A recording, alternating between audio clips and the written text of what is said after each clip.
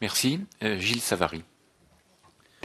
Oui, messieurs les présidents. Monsieur le Président, merci de votre exposé très précis et très complet qui, évidemment, nous intéresse d'autant plus que messieurs De Juniac et Lionel Guérin vous ont précédé l'année dernière pour nous présenter à la fois les préoccupations économiques du groupe et les plans qui étaient mis en œuvre successifs pour y remédier. Vous avez affronté l'ouverture du marché dans les années 90. Il faut rappeler ici, d'ailleurs, un rapport excellent vient de le rappeler, que les compagnies aériennes sont mortelles.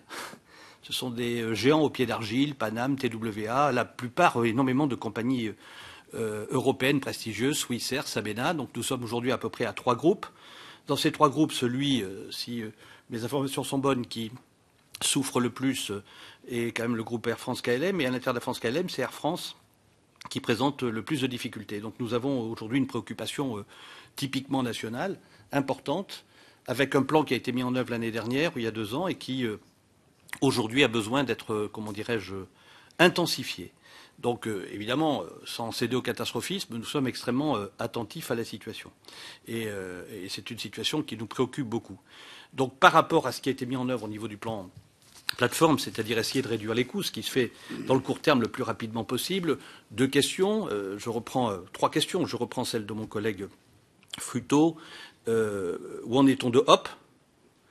Est-ce que ça a bien pris, la mayonnaise, ou est-ce qu'au contraire, on a remis une livrée à un modèle économique qui est toujours en difficulté, une livrée nouvelle ?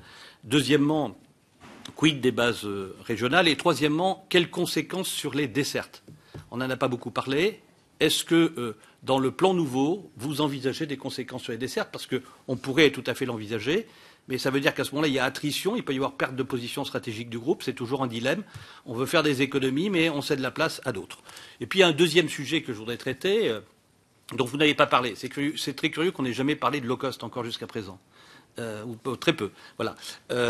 Mais en tout cas, il me semble que ce qui vous déstabilise est de nature structurelle. Je me trompe peut-être, pas simplement conjoncturelle, puisque la conjoncture, vous l'avez dit, est porteuse. Il y a une démocratisation formidable de l'aérien, qui profite beaucoup aux aéroports, qui profite beaucoup aux constructeurs et qui profite assez peu aux compagnies historiques. C'est ça le sujet. C'est-à-dire que vous êtes sur un marché hyper porteur qui se porte très bien, et donc les compagnies historiques ont un problème particulier. Et donc par rapport à ça, il y a eu un rapport qui s'appelle le rapport Abraham, qui nous explique qu'il faut essayer de faire respecter par l'Union européenne l'équité de la concurrence. Donc que pensez-vous des questions fiscales et sociales liées en particulier au low cost, dans le modèle économique low cost, parce que à la fois il contribue à la démocratisation, mais il vous déstabilise très lourdement. Et donc je pense qu'il faut quand même qu'on aborde cette question. Deuxièmement, la question des taxes. La taxe de solidarité qui a été mise en place pour lutter contre le sida dans le monde, j'ai appris avec stupeur qu'on était, enfin je crois que votre groupe en paie les 2 tiers, je crois, ou dans le monde entier. Les 2 tiers. Donc on est. Un tiers. Bon, un tiers. Un tiers. Bon, un tiers. C'est déjà pas mal. Donc c'est une grande philanthropie française, mais quand on est en difficulté, on peut se poser la question quand même de savoir si on continue. Et puis il y a ETS, le système d'échange de quotas d'émissions, dont j'aimerais que vous me parliez des perspectives. Est-ce que vous souhaitiez que l'on fasse, nous les parlementaires, pour vous aider à sortir de cette période extrêmement difficile ? Voilà. Par ailleurs, bon, si vous pouvez nous donner un état de l'ambiance sociale, que moi je vois dans ma région très inquiète au niveau d'Air France. C'est-à-dire, ça n'est pas une rébellion, mais c'est une profonde dépression.